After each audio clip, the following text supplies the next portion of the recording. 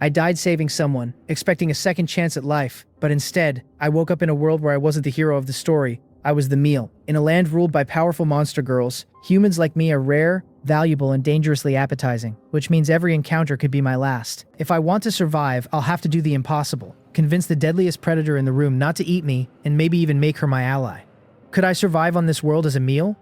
First, don't forget to like and subscribe, and then let's jump into my story. I called out into the void, my voice disappearing into nothingness, as if it had never existed in the first place. This had to be a coma. I had been here for so long that I lost any sense of time, and even though I had never heard of a coma like this, I couldn't think of anything else it could be. One moment, I had been standing at a bus stop, waiting like any other ordinary day, and the next, I had thrown myself in front of a truck to push a kid out of its path. And now, I was here. Endless black nothing. No pain, no fear, no sense of time passing. Just waiting. I hadn't heard of any afterlife like this either, which only reinforced the idea that it had to be a coma. Then, a voice came from behind me. It was cold, monotone, and completely indifferent. There was no kindness in it, but no cruelty either. Just a flat, unwavering presence that carried a weight I couldn't ignore. It apologized for taking so long to find me. I turned toward the voice, and the moment I did, I came face to face with something I could only describe as death itself. A massive skeleton, easily 10 feet tall, loomed over me. Hellish fire burned inside its empty eye sockets, and black smoke drifted around it, carrying faint, screaming faces that twisted together like a river forming its robes. In its left hand it held a twisted scythe resting on its shoulder, the handle a long, slender bone topped with a skull, and from that skull's mouth extended a curved obsidian blade. I stared at it, taking everything in, and oddly enough, I didn't feel afraid. I admitted that I probably should have been scared, but I wasn't, and with that, I accepted that the coma theory was no longer an option. It observed that I was handling the news of my death well. I told it that while the news was grim, after months of isolation it was strangely comforting, especially knowing that death apparently wasn't the end. That was when it corrected me, explaining that I had been here far longer than months, and that time flowed differently in a place called Limbo. That immediately caught my attention, and I asked how long it had really been, while also questioning whether it was something like the Grim Reaper or even a god. It cut that thought off immediately, stating that it was not God, but merely an overseer. It warned me that there were others like it who had fallen into arrogance and falsely claimed divinity, and it advised me to be cautious of such beings in whatever came next. I accepted that and told myself to remember it, but what really stuck with me was something else it had said: new life. So I asked directly if that meant I was being reincarnated, and more importantly, if it was into another world. I couldn't help but imagine everything: witches, dragons, princesses, the whole fantasy package. It confirmed it without hesitation. As it spoke, it turned and began walking, and even though there was nothing but void around us, I followed. It explained that because I had been hit by a truck, some kind of law dictated that I would be sent to a new world and reincarnated rather than continuing forward. That stopped me for a moment. I questioned whether getting hit by a truck really triggered reincarnation into another world, because that sounded less like reality and more like an overused trope. It responded simply, saying that art imitates life. I didn't even know how to argue with that. Then I remembered the kid. I asked about him, wondering what had happened after I pushed him out of the way. It told me it couldn't comment on him life directly, but it assured me that I had saved him. If I hadn't acted, he would have died and been reincarnated as a child in a world far too cruel for someone alone. That was enough for me. I felt a quiet sense of relief settle in, and for the first time since all of this started, I was genuinely glad about what I had done. I introduced myself properly, realizing I hadn't done that yet. It returned the courtesy, identifying itself as the overseer of death for the world I was about to be reborn into. After that, I decided to ask the question that mattered most. In stories from my world, people who get reincarnated usually receive some kind of overpowered ability, so I asked what I would get. The answer was immediate: nothing. It told me I was quite average, though it added that because I had spent so much time in Limbo, where souls normally rest between lives, my time being lost there had slightly improved my vitality. I paused, trying to process that, and then asked if that meant I was at least strong or hard to kill. Instead of answering directly, it turned toward me and leveled its scythe. The skull embedded in the weapon seemed to lock onto me, and from that angle, the black blade extending from its mouth looked disturbingly like a tongue. It felt like it was mocking me, silently laughing at the idea that I could ever defy something like death. Then it answered. 2 strikes would be enough to kill me, and the second would be a mercy. I let that sink in before admitting to myself that I really wasn't anything special. It turned away again and continued walking, stating that I was still better than most, but that all mortals eventually meet death. I couldn't help but wonder if that meant I had any chance at all of becoming a hero. It told me it didn't know, as that wasn't within its vision, but it did say that being average didn't disqualify me from that possibility. That was enough to spark a bit of hope. So I pushed further, asking if there was something like an adventurer's guild I could join. It told me that when I arrived, I would find myself in a forest east of a city called Jafhe, and that if I wanted to live a life different from my previous one, there was a monster hunting guild there. Then it gave me one final piece of advice: find the deadliest person there. Not long after that, it stopped walking. Even though the surroundings hadn't changed at all, I somehow understood that we had reached the end. So this was where we parted ways. I told it that I wished it well, even if I wasn't entirely sure how appropriate that was. And I thanked it, because regardless of everything, I owed it more than I could really put into words. Then, acting on instinct, I held out my hand. For a moment, it just looked at me, as if deciding whether or not I was worth acknowledging. Then, with something that felt like a quiet sigh, it reached out and took my hand. Its touch wasn't cold like I expected, nor was it burning. It was warm. It felt like the gentler version of death that people spoke about in stories. In that moment, I could sense 3 different aspects coexisting within it. The indifferent voice, the cruel scythe, and the strangely comforting guide. It told me farewell, and it added that I should do my best to avoid it, because it hoped we wouldn't meet again for a long time. Then, in an instant, everything changed. Light flooded my vision as the sun blinded me. Wind brushed against my skin, and the scent of flowers filled the air. I could hear the sounds of nature all around me. Just like that, I had been reborn into a new world. I walked through the city streets, my eyes constantly drifting from the architecture to the wide assortment of demi-humans moving around me. When I had first arrived in the forest, there had been a skeleton nearby with an oddly well-preserved backpack. Inside, I found clothes that fit me perfectly, and I quickly understood it as a parting gift from the overseer, something meant to help me blend in. So this is the city. It looked exactly like what I would have expected from a fantasy medieval setting, with horse-drawn carriages rolling along stone roads, sturdy houses built from rock and timber, different races walking side by side, and a castle standing tall in the distance, on elevated ground. Following the directions the guards had given me, I eventually reached an intersection and glanced up at the signs overhead. The symbols were completely unfamiliar, made up of shapes in different sizes and orientations, clearly the alphabet of this world. I couldn't help but wish I could read. Even so, I kept going, doing my best to navigate by matching symbols and remembering the guards' instructions. After a bit of trial and error, a large 3-story building finally came into view. 2 griffin statues stood at the entrance. In between them hung a heavy sign carved with the same unreadable symbols, which I assumed was the guild's name. The moment I stepped inside, the foyer opened into a massive space that stretched up to the 2nd floor. A railed gallery wrapped around 3 sides above, connecting rooms while overlooking everything below. A wide staircase split the hall down the middle, dividing the building into 2 distinct wings. To the right, there was a lively restaurant filled with movement, food being carried, drinks being served, and waitresses weaving through the crowd. To the left, the atmosphere shifted entirely. A wall was covered in papers that looked like job postings. Benches were arranged in the center, and a row of reception counters lined the far wall. There were people scattered throughout, wizards in robes, knights in armor, and others who carried themselves with quiet danger. Any one of them would have stood out back in my old world, but here, they all felt like part of the norm. So this is the Monster Hunting Guild. It really does feel like something straight out of an anime or an MMO, and everyone here looks like they belong in a fight, which just makes it harder to figure out who the deadliest person is supposed to be. I moved deeper into the restaurant, scanning the room carefully, and that was when I noticed her. She sat in the back corner, partially hidden from view. She was petite with a slim but athletic build, her figure balancing softness with lean muscle and the faint outline of abs. Her outfit was simple and flexible. A cropped tube top, fishnet sleeves, and loose pants. Her long black hair was tied into a high ponytail, with angled bangs and loose strands framing her face. She was undeniably attractive, but not fragile. Her pale skin and sharp features reminded me of moonlight reflecting off steel, and her vivid green eyes stood out against the contrast. Even without seeing any weapons, I could tell she was some kind of ninja, or at least, this world's version of one. She looked closer to a waitress than the other hunters around her, but despite that, there was something about her presence that felt dangerous. There was no doubt in my mind. I walked over and sat down at her table, and before I could even say anything, she spoke without looking up. Her tone was cold and dismissive as she asked what I wanted and called me a farm boy. I froze for a moment, caught completely off guard. I had always been more on the introverted side, and approaching a stranger like this, especially a girl, wasn't something I was used to. So this is how it starts, I thought to myself. I couldn't exactly tell her I had been reincarnated, and there was no way I could mention that death had sent me here. I introduced myself as Leon and awkwardly asked what made her think I was a farmer. She answered simply that she could tell. That only made me more confused, so I asked how. At that, she set her food down and looked directly into my eyes. Her expression stayed stern, and there was a sharp intensity behind her gaze. She explained her reasoning in a calm but cutting way. My size suggested I had consistent access to food, but my muscles showed I still did physical labor. My clothes were clean and well kept, but without any signs of wealth.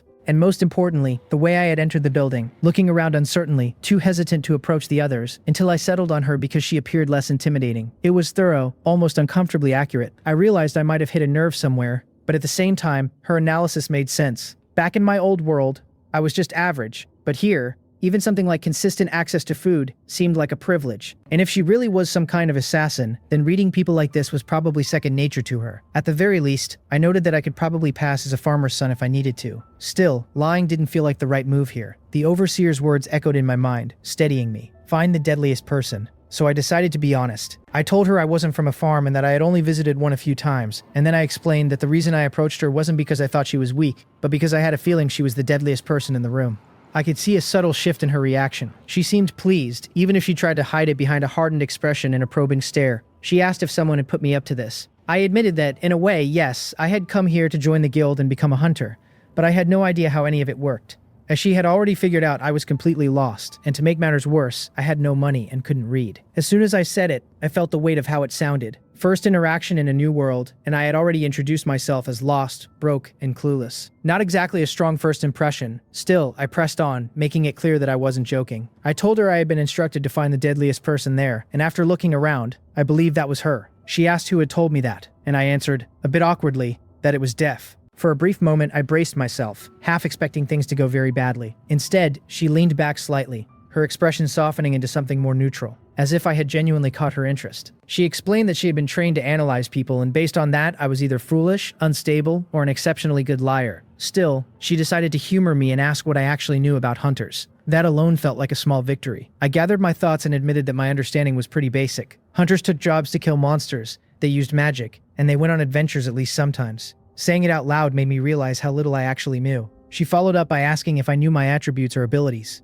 I admitted that I didn't, and that I wasn't even sure what those were. That earned a small smirk from her, like she found the situation amusing. She leaned forward slightly, clearly more engaged now. She told me I really was as inexperienced as I seemed, and explained that the guild used something called crystalline dice to measure attributes. There was a fee to use them, and if my total was high enough, I would be allowed to join. After that, I would need to pay both the sign-up fee and the first year's membership fee. I asked if that process was handled on the other side of the building, and she confirmed it. Then, since I couldn't read, she offered to point me to the right desk. She also pointed out that I had no money, and while she could cover the cost for me, I would owe her a favor in return. Her tone shifted slightly when she said that, carrying a hint of something playful but also unmistakably dangerous. It felt almost like she enjoyed the idea of having leverage, even as it served as a quiet warning. I found myself wondering if that counted as flirting, but it felt far more like a calculated risk than anything lighthearted. She was reading me completely, and I didn't really have anything to bargain with. Still, I had already decided to be straightforward with her, so there was no point in backing out now. I told her that was fine with me. For a brief moment, surprise crossed her face before her expression returned to neutral. She commented that I was unusual and admitted that she didn't normally go out of her way to help people, but she would make an exception this time. With that, she stood up and started walking toward the left wing of the building, and I followed.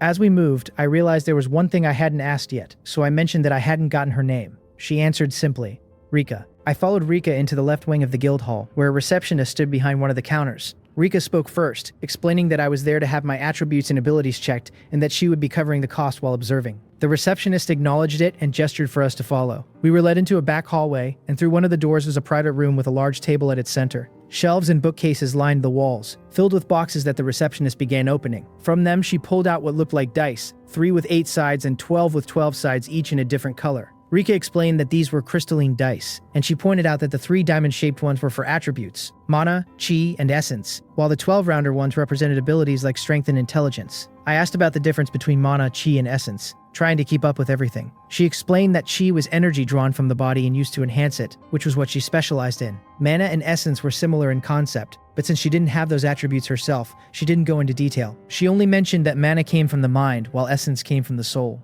That raised another question, so I asked if it was possible to have multiple attributes. She confirmed that it was, and added that depending on which ones you had and how much, it would influence the kind of fighting style you could pursue. Abilities mattered too, but they were easier to train, whereas attributes were more foundational. As long as you didn't have 0 attributes, you could improve. That word stuck with me. 0. I asked if that was common, and she responded with a mischievous tone, clearly enjoying the situation as she read my reaction effortlessly. She told me it was more common than not.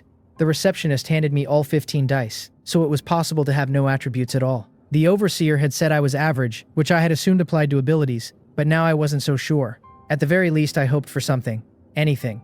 I told myself this was the moment of truth and rolled the dice across the table. They bounced and spun, each glowing in its own color before settling into place. My attributes and abilities had been decided. I focused first on the 3 8-sided dice. The blue one landed on 0. I shifted to the red one, also 0, then the green one, 0 again. My heart sank as I stared at the results. So that was it. No attributes at all. The overseer had said I had a chance, but what kind of chance did I have with nothing to work with? Rika suddenly laughed, openly amused, before composing herself and telling me not to look so defeated just yet. She pointed me toward another die on the table. On the other side, she and the receptionist were both looking at a gold-colored die that had landed on 12. The maximum value. That caught my attention immediately. If that was the highest possible result, then it had to mean something good. I asked what ability it corresponded to. Instead of answering directly, Rika poked my chest and explained that the gold die represented vitality.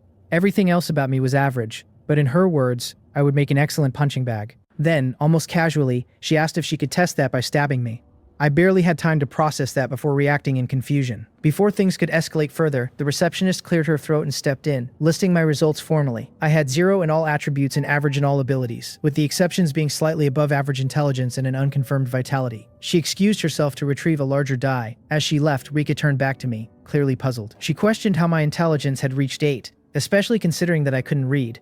I admitted that I had been a student in my previous life, which seemed to surprise her. Then I redirected the conversation, asking about the punching bag comment and why the receptionist needed another die. Rika explained that abilities for humans typically ranged from 1 to 10, and while attributes could temporarily boost them during combat, 10 was considered the natural limit. Those who exceeded their racial limits were often referred to as heroes. That made me pause. I asked if that meant I was a hero. She dismissed the idea immediately, explaining that heroes usually had most of their abilities above 10, along with attributes. In contrast, I had no attributes, and only average abilities. When everything was combined, I was still about 20 points short of qualifying for the guild. To make up for that gap, my vitality would need to reach at least 32, which she compared to something on the level of dragons. That led me to another question. I asked what vitality actually represented, because even if it was health, the idea of a dragon only having 6 times the vitality of a human didn't seem right. She clarified that the scale wasn't linear. The gap between each number increased as the value rose, meaning the difference between 5 and 6 was smaller than between 6 and 7, and so on. As for what vitality itself meant, she described it as overall health, recovery, stamina, resistance to illness, and similar factors. So essentially, I was just a normal person with an unusually large health pool. The overseer had mentioned that I had spent too long in Limbo, which probably explained why this was the one area where I stood out. The receptionist returned carrying a tray, and at its center was a gold 20-sided die. She told me to roll whenever I was ready. Another moment of truth. I needed that die to land on 20 so I could move up to the next tier. In games, there were plenty of characters who used their health as a resource instead of mana, so if I could get into the guild, maybe I could find a way to do something similar. I picked up the die and rolled it across the table. It moved like the others, but the light it emitted was far brighter, almost blinding. When it finally stopped, the glow faded, and I leaned forward to see the result. 20. There was still a chance. Before I could fully celebrate, I felt something press sharply into my side, nearly knocking me off balance. I turned to see Rika leaning into me, pushing a thin metal spike, about 8 inches long, against my body. I reacted immediately, asking what she thought she was doing. She stepped back casually, twirling the spike between her fingers, and explained that something strange was happening. She could pierce my skin, but at the same time, something was pushing her weapon out, as if my body was forcing it away. She noted that I didn't have chi, so I shouldn't have been able to use any kind of regeneration skill. Even so, I told her not to casually test things like that on me. She just smiled and reminded me that she had asked earlier, adding that she was simply curious. From her perspective, having such high vitality alongside otherwise normal abilities was unusual. She mentioned that while she could physically push me off balance, she couldn't actually harm me in any serious way, reinforcing her earlier point that I really was a punching bag.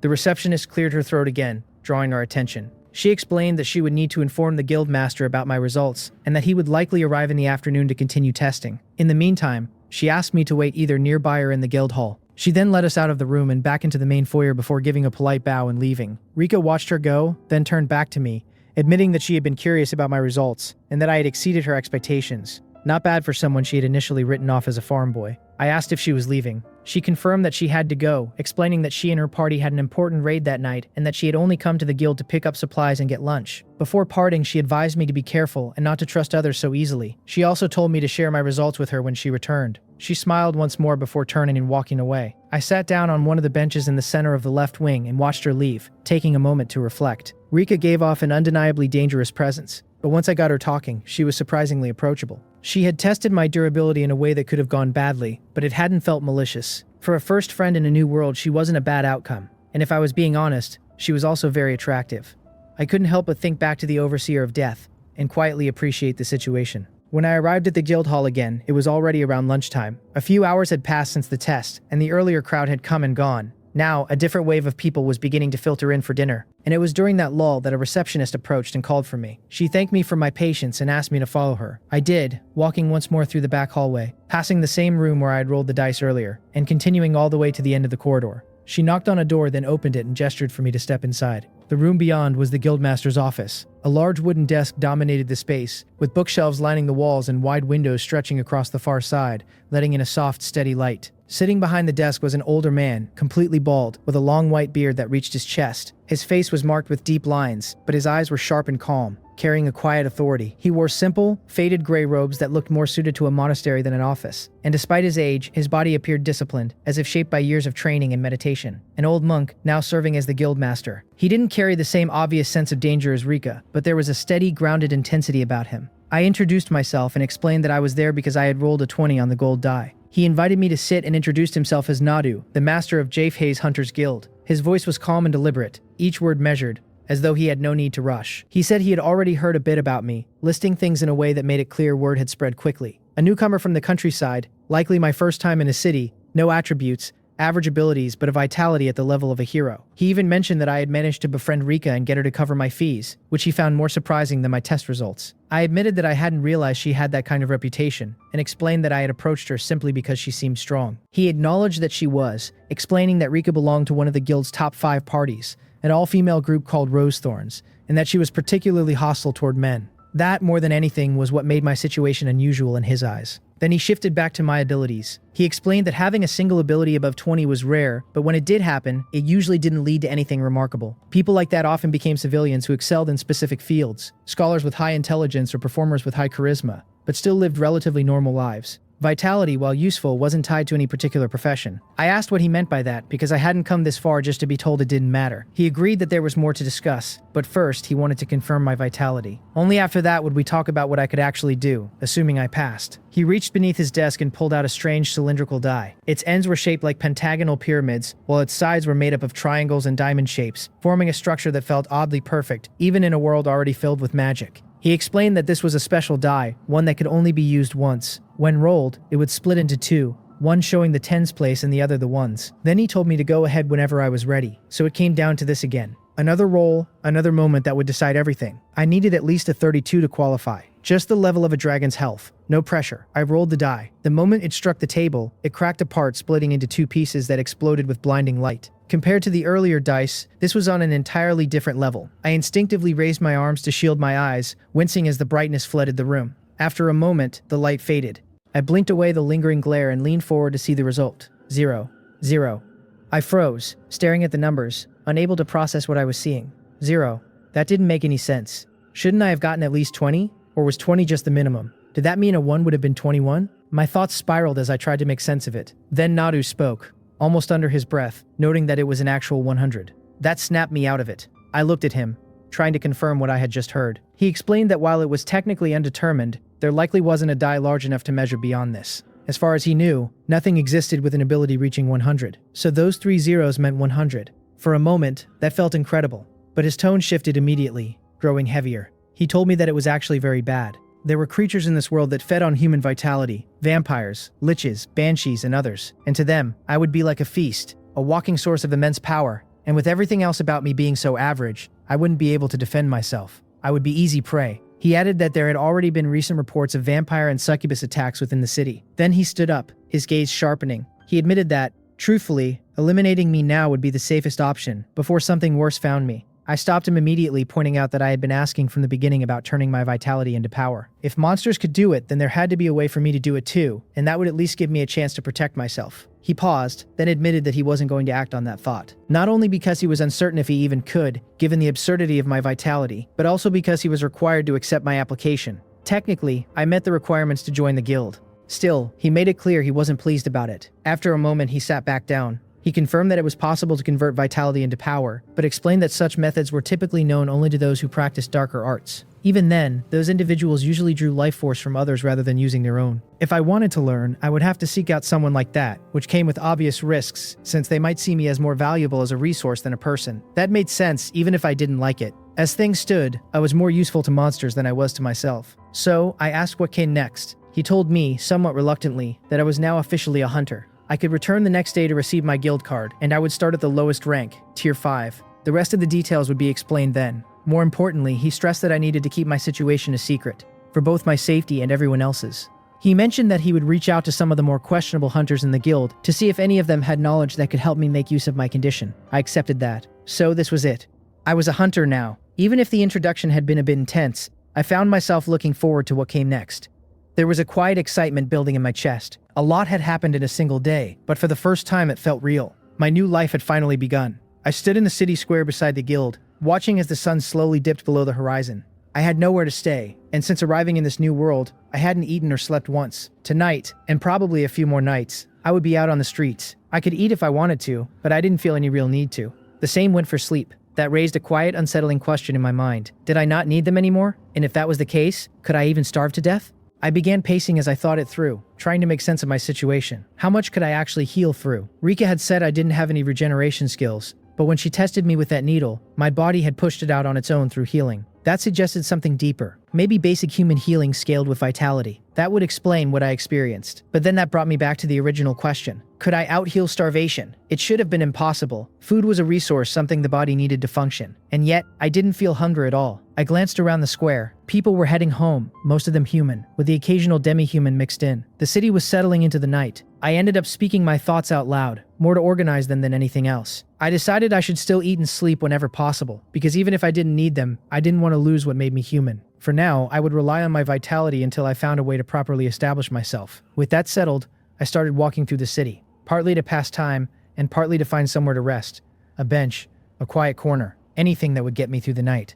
I wasn't planning on sleeping, but resting still felt worthwhile. As I moved through the streets, I made a habit of returning to the guild square every so often, using it as a reference point since I couldn't read the local signs. If I hadn't been doing that, I might not have noticed the person following me. They were completely cloaked in black, hood pulled low, no visible features at all. By the 7th time I circled back through a small square, I had already accepted that I was being followed. I wondered what they thought of me at this point. I clearly wasn't going anywhere, but I wasn't exactly trying to shake them either. I briefly considered just stopping out in the open and confronting it. Then a loud thud broke my train of thought. I turned immediately, ready for a fight, only to see the cloaked figure lying face first on the ground behind me. I paused. I could have walked away, just kept moving and pretended I hadn't seen anything. No one would have known. But instead, I found myself lifting them and dragging them into a nearby alley, out of the main road. I propped them up against a wall and pulled back the hood. What I found was a girl. Her skin was pale and smooth, her face delicate and unblemished. Her dark red hair was long and jagged, spiking outward like barbed wire. Her figure was striking, with a narrow waist and a balanced, full silhouette that stood out even beneath her clothing. She wore a short black dress in a Victorian style, elegant yet rebellious, decorated with chains and leather straps. Thigh-high boots, a choker, and multiple ear piercings completed the look, blending gothic refinement with something more defiant. She didn't look like she was from around here, and while she appeared human at first glance, that shade of red hair didn't seem natural. Then again, I had already seen enough variety in this world to know that appearances could be deceiving. My thoughts were interrupted by the sound of her stomach growling. That immediately reminded me of what Nadu had said about recent vampire attacks. Could she be one? The pale skin, the red hair, it fit. Maybe she had passed out from hunger. Maybe she had been unable to find anyone to feed on. Or maybe I was overthinking it. Curiosity got the better of me. I crouched down and gently touched her face, then carefully parted her lips with my thumb. That was when I saw them. 4 fangs where her canine should have been. Long, sharp, and slightly curved inward. Not just for piercing, but for holding.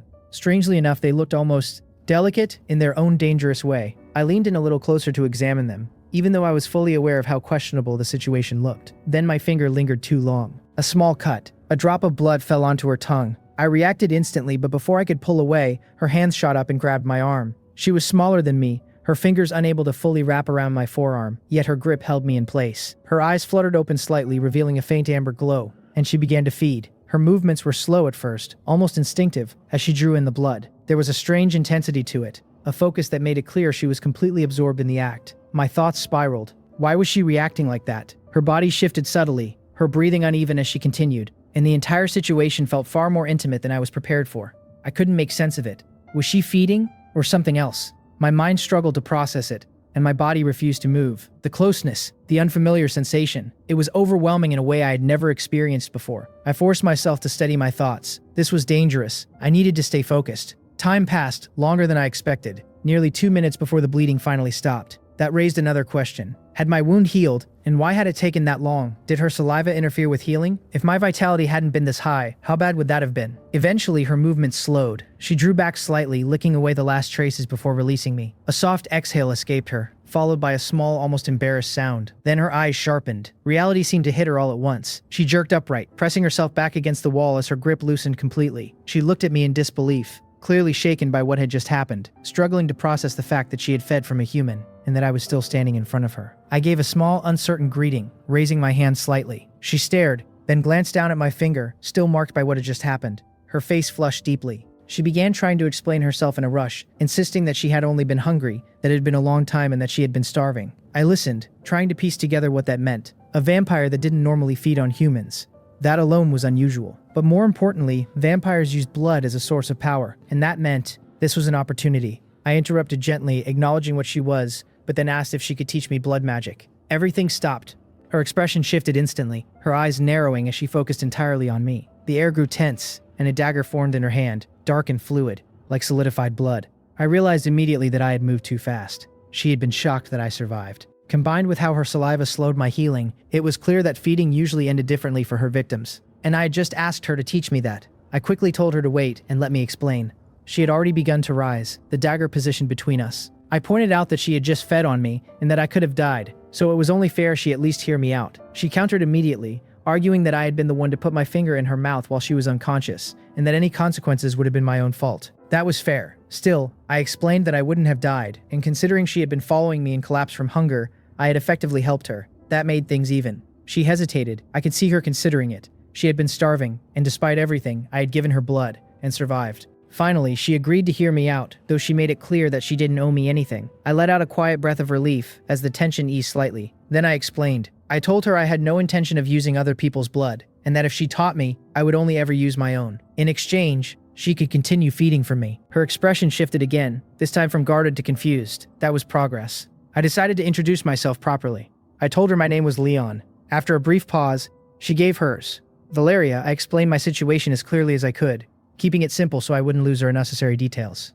I told her I wanted to become a hunter, but I had no affinity for chi, magic, or essence, and all I really had was an overwhelming amount of vitality. So if she could teach me how to use that vitality for blood magic, it would solve everything. I could feel my own excitement as I said it, but Valeria just stared at me, completely stunned. She questioned how I could be so calm about everything. I didn't immediately understand what she meant, so I asked her to clarify. That only seemed to frustrate her more, as she pointed out the obvious. I was talking to a vampire who had just fed on me, and instead of reacting with fear, anger, or even basic caution, I was acting like it was normal. From my perspective, though, it really did feel like something out of a story. I straightened slightly and raised my hands, adding a bit of dramatic flair as I described it. A beautiful vampire, starving because she refused to harm humans, finally reaching her limit, only to meet someone she could feed from without causing harm. Then I dropped the theatrics, still smiling as I returned to a more grounded tone. On a practical level, it worked out perfectly. She could feed without guilt, and I could learn blood magic. It was a fair exchange. She called me unreasonable, clearly unsure how to process me at all. Even so, I could see hesitation in her expression, mixed with something else. The fact that she could feed safely from me,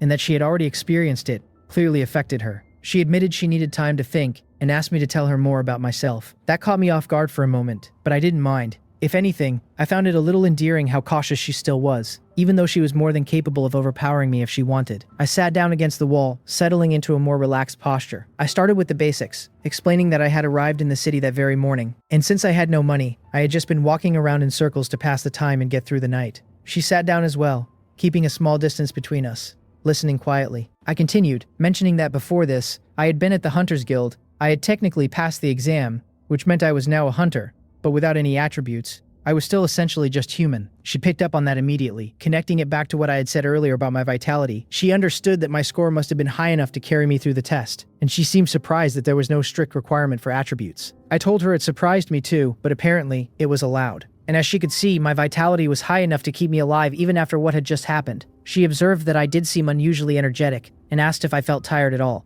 I answered honestly that I didn't. From there, she summarized my situation in her own words. With no attributes, my only real path forward was to learn blood arts and use my own vitality as a resource. I repeated the term quietly to myself, letting it settle. Then I added that I hadn't originally been thinking specifically of vampires when I considered this path. In fact, the guildmaster had warned me to avoid creatures like vampires since they could use my vitality for themselves. She pointed out, almost dryly, that she had followed me in the middle of the night anyway. I acknowledged that, noting that she was now fully up to speed. After a brief pause, she shifted the conversation again, asking about my life before today. That was a problem. I couldn't exactly tell her I was from another world, especially when she was already uncertain about trusting me. So I defaulted to something safe, listing small, ordinary things about myself. My favorite color, the kinds of food I liked. Even as I said it, I could tell how awkward it sounded. It felt like one of those forced introductions on the first day of school. She tilted her head slightly, clearly unimpressed, and pointed out that it wasn't what she meant. I admitted that I didn't know what else to say and asked if there was something more specific she wanted to know. She explained that it wasn't about being interesting, but about understanding who she was dealing with. She mentioned that she wasn't exactly welcome anywhere and hadn't had a friendly interaction in a long time.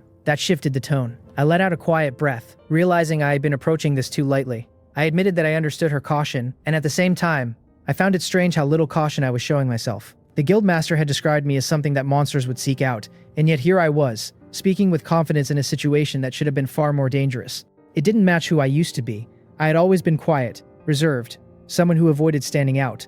But now, I was acting differently. I paused, thinking it through as I spoke. I told her that I had recently come close to death, and now I was here, alone in a completely new place with nothing tying me down. No family, no home, nothing to return to. And because of that, something had shifted. I felt lighter, in a way. Less afraid, not fearless exactly, but different enough that even I was still trying to understand it. She listened carefully, and I could see that something in what I said resonated with her. She commented that my situation sounded just as difficult as hers, maybe even worse, yet I was handling it surprisingly well. I had a brief moment of concern, wondering if that came across the wrong way, but before I could respond, she muttered something under her breath. Fateful encounter. Then she straightened, her expression firming into something more decisive. She agreed to the deal. She stated it clearly, almost formally, that I would become her source of food, and in return, she would teach me blood arts. That was all I needed to hear. I stood up immediately, unable to hide my excitement as I asked when we would start and what I needed to do, already eager to begin. She quickly told me to calm down, reminding me that this wasn't something I should be announcing out loud. If word got out, I would be targeted before I even had a chance to establish myself. As she said that, I noticed movement at the edges of the alley. 2 cloaked figures had appeared, one at each end, effectively cutting off any way out.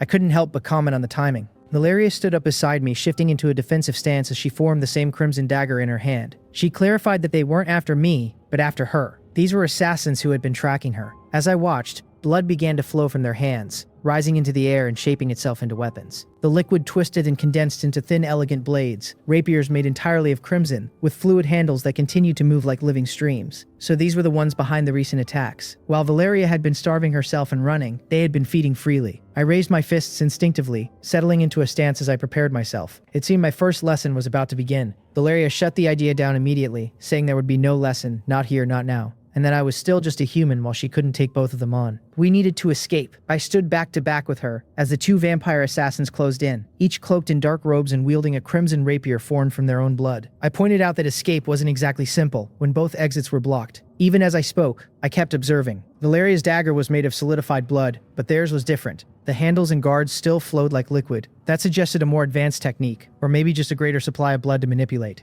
Either way, I didn't have enough information to fully understand it. I forced myself to focus. If we couldn't win, then we had to break through. I asked her if she had any mobility options. Wall running, flight, anything. But she admitted she didn't have enough blood left. And with me there, the situation was worse. Her voice carried a hint of panic. That wasn't good. Before I could respond, the assassins attacked. They thrust their rapiers even from a distance, and as they did, the blades extended, more hardened blood forming along the weapon, increasing both reach and speed. I reacted instantly, warning her and shoving her aside. The attack struck me instead. Both blades pierced into me, but only a few inches before bending and shattering. Fragments of crimson scattered outward, still carrying the force of the impact. They hadn't realized what had just happened. My healing had limited the depth of the wounds, and because the attacks came from opposite directions, their momentum had canceled out, causing the blades to break apart violently. The moment of shock was all I needed. I grabbed Valeria's hand and ran, pulling her toward the city square. Behind us, the vampires were already reforming their weapons. As I moved, a thought clicked into place. They didn't feel like true assassins, more like hired killers. I shifted direction slightly and charged straight toward the one blocking our path, placing myself between him and Valeria as he thrust again. This time, the blade lodged into my chest. Right on cue, the second attack came from behind. Without turning, I pulled Valeria in front of me and held her close, bracing myself as the second strike hit my back. It was stronger than the first, but still not enough to fully overcome my healing. With nothing countering the force this time, we were both sent tumbling out of the alley and into the open square. I hit the ground hard, but I recovered quickly, pushing myself up and helping Valeria to her feet. I mentioned that I had suspected they weren't professionals, and asked if she had a bounty on her. She deflected the question, asking instead what made me think they weren't trained assassins. That was answer enough. I let it go for now. I explained my reasoning anyway. If they were true assassins, they would have attacked from above.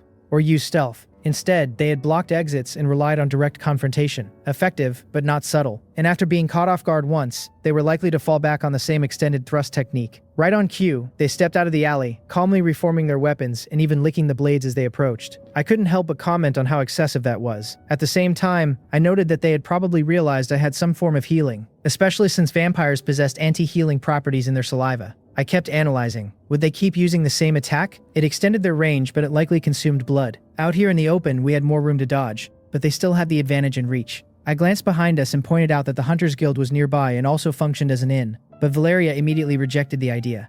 As a vampire, she would be attacked on sight. The two assassins advanced slowly, positioning themselves carefully but not fully surrounding us yet. I considered retreating deeper into the alleys. It would limit their long-range attacks, but if we got trapped in a dead end, we would be finished. There really weren't many options left. I started to say as much. And then it happened. A sudden, heavy impact. Everything slowed. I had hesitated too long. The extended rapier pierced straight through my chest, passing through my heart and out my back. Without my healing bracing against it in time, I could feel just how powerful the attack truly was. My hand moved instinctively, gripping the blade. But even then, I couldn't break it. For a brief moment, a thought crossed my mind. Was this it? Even with everything I had, could I still be taken down in a single strike? Valeria was holding on to me, saying something, but I couldn't hear her. All I could hear was my heartbeat. It wasn't slowing, it was accelerating. Each beat struck like a piston, forceful and relentless, driving something through me. With every pulse, vibrations traveled through the blade like metal clashing against metal. No, I refused to let it end like this. No more hesitation, no more doubt. I didn't have the strength to break the blade, but I had something else. Vitality. I released my grip, clenched my fists, and drew my arms in, tightening every muscle in my body. Then I forced everything forward. My chest flexed, and the blade shattered outward, the break traveling back along it like a chain reaction. My healing surged from within, strongest at my core, overpowering the anti-healing effect, even as the outer wound still bled. I steadied myself, locking eyes with the two vampires as adrenaline surged through me. This wasn't over. I stepped forward, fists clenched, voice steady but sharp as I challenged them, asking if that was the best they could do. That felt incredible. Maybe it was just the adrenaline, but in that moment, I felt unstoppable. Valeria didn't want to head to the Hunters Guild, so running around without direction wasn't going to help. There was only one option left: fight. I told her they were after her, so I would take them head on while she focused on attacking from a distance. She was still shaken from what had just happened. I had taken a hit that should have ended me, and then shattered a blood-formed blade as if it were fragile. Her eyes were still wet, but she forced herself to concentrate. She explained that vampires didn't usually rely on long-range attacks because it consumed too much blood. I told her I would make up for that afterward, and urged her to use everything she had. Then I moved. I sprinted toward the two vampires, and they rushed toward me in response. She tried to call out, but by then it was already too late to hesitate. They were faster. The distance between us vanished almost instantly, and the one whose weapon I had shattered earlier took the lead, charging in with his fists raised. He launched into a high kick aimed at my head. I brought my arms up just in time, but the force still broke through my guard. Without stopping, he landed, spun, and drove a second kick straight into my stomach, sending me crashing to the ground. Before I could recover, the second vampire followed up, leaping over the first and driving his rapier down in a plunging strike that pierced directly through my heart. I reacted without fear this time, pushing through the pain as I flexed my chest again, shattering the blade from within. Then, without wasting a moment, I grabbed one of the shards and drove it into his forearm. At the same time, Valeria moved. She raised her hand toward the sky as blood flowed upward along her arm, defying gravity.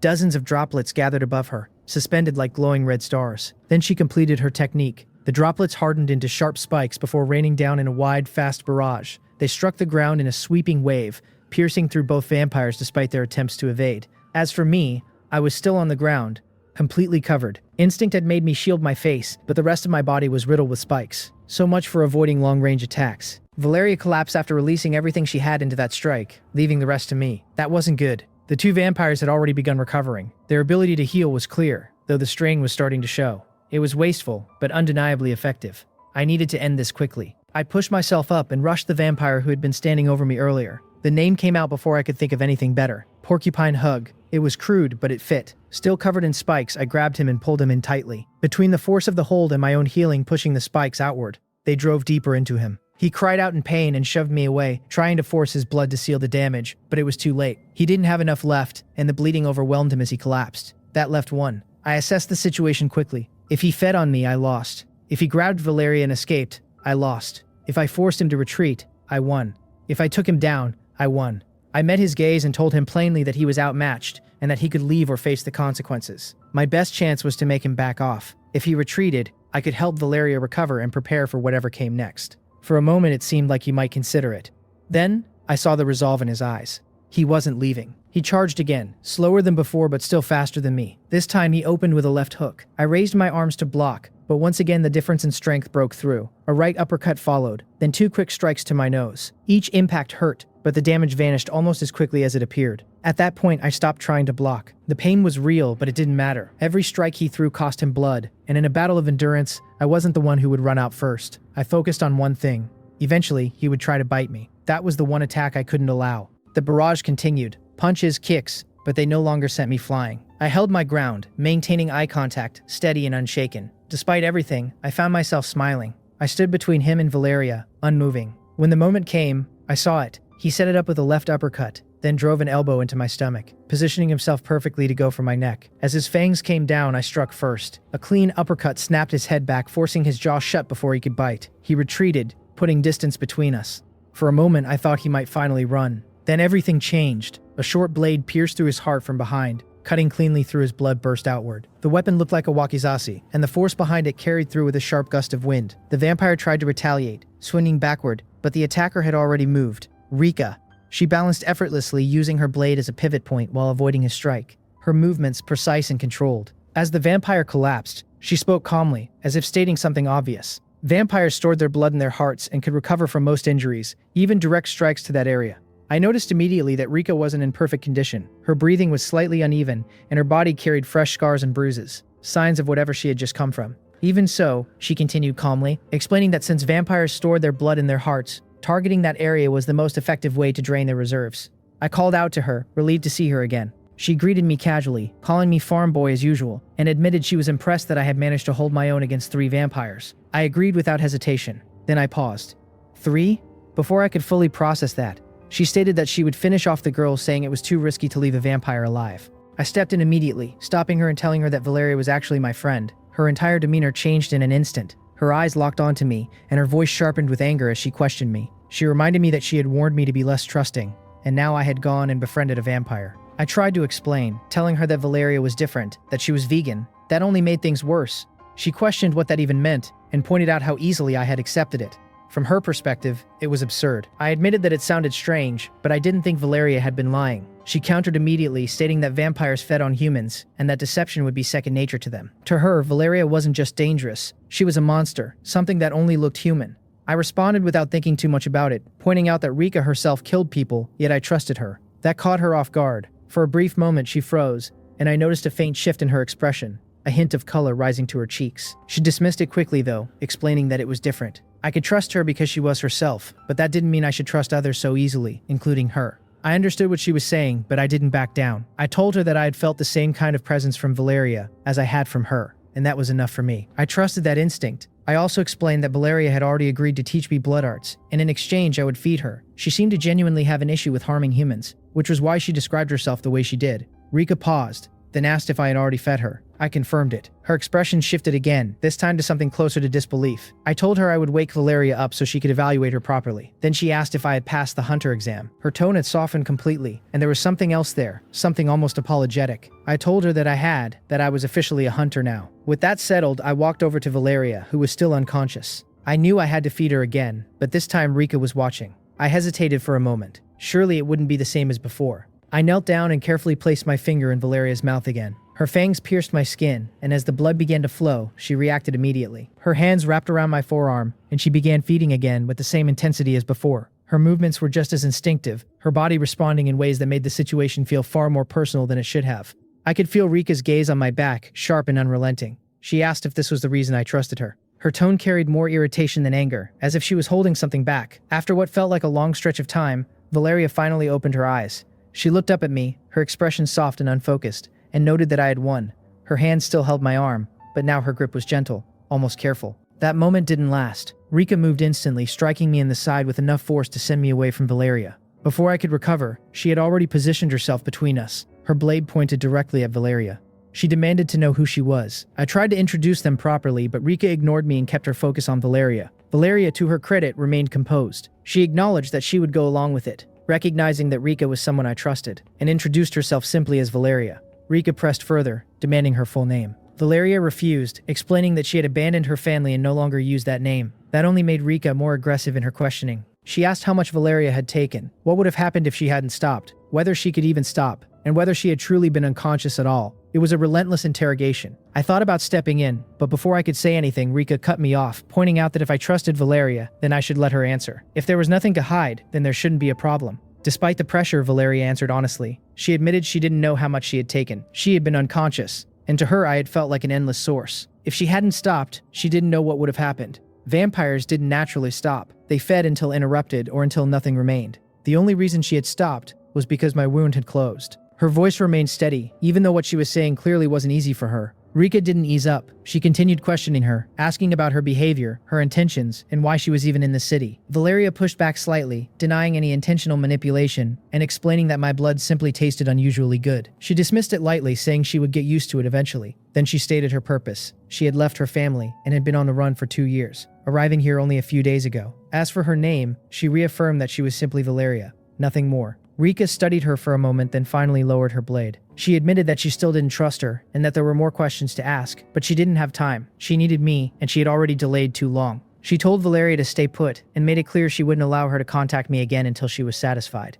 That caught me off guard. I asked why she needed me. Her expression shifted again, that same hint of guilt returning. She answered simply that she did. I tried to suggest that Valeria could come with us, but Rika refused immediately, saying it was something personal and that Valeria would have to wait. The two of them exchanged tense looks again. Valeria agreed to stay, though she pointed out that she might have questions of her own and that trust went both ways. Rika responded by saying she could already tell Valeria was lying and warned her not to follow. It was clear this wasn't going to resolve on its own, so I stepped between them, cutting through the tension. I suggested that I would go with Rika for now, and afterward we could regroup, maybe over breakfast, and sort everything out. Then I asked how long it would take. She didn't give a clear answer, only saying we should move quickly. Before I could say anything else, she grabbed my hand. As she turned, she met Valeria's gaze one last time, giving her a small, confident smile while still holding on to me. Then she pulled me along, breaking into a run as she led me away from the busy center of the city. As we moved, she spoke again, her voice quieter this time. She asked if I trusted her. Rika led me quickly toward the outer parts of the city, where the dense clusters of buildings gradually gave way to larger homes with wide-open plots of land.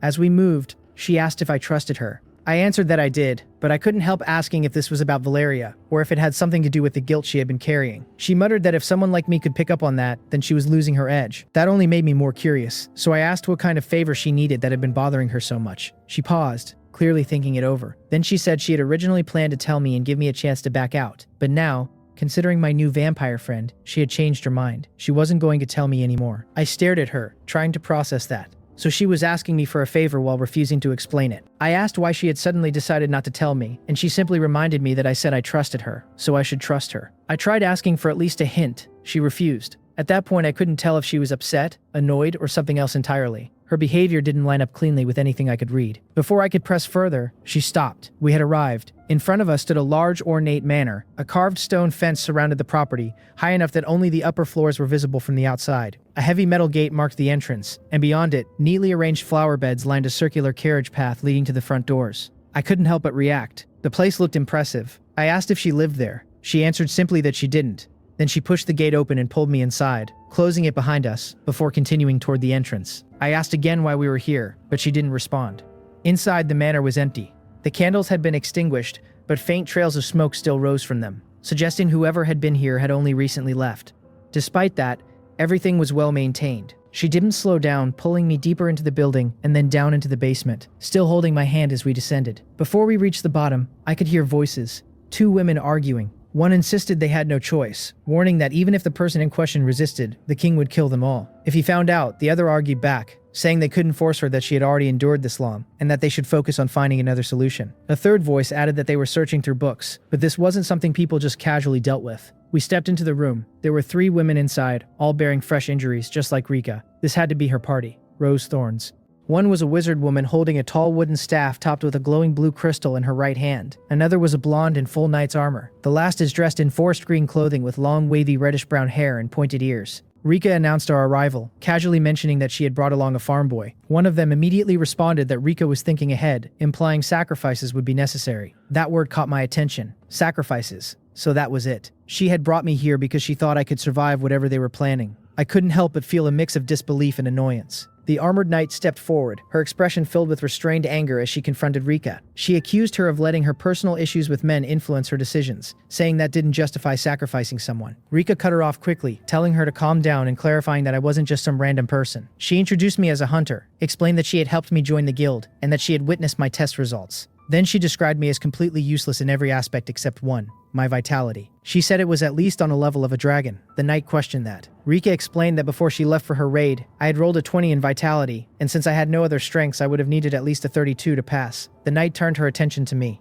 I hesitated, there was no point hiding it. Rika would find out eventually, and after everything that had already happened, secrecy didn't seem practical. So I told them. I had a vitality of 100. Even then, it wasn't fully confirmed since there wasn't a die large enough to measure beyond that. The room fell silent. That was when it really started to sink in. There was a saying I remembered. 90 was halfway to 100. It was used to illustrate how exponential growth worked, how the gap between values widened more and more, and Rika had already told me that each level increased in difference. So what did 100 actually mean? Trying to make it sound less overwhelming, I added that I should be able to help with whatever problem they were dealing with. The silence didn't lift. Shock, disbelief, doubt. It was all there. Rika was the first to recover, trying to move things forward, but the others immediately interrupted her, rejecting the idea outright.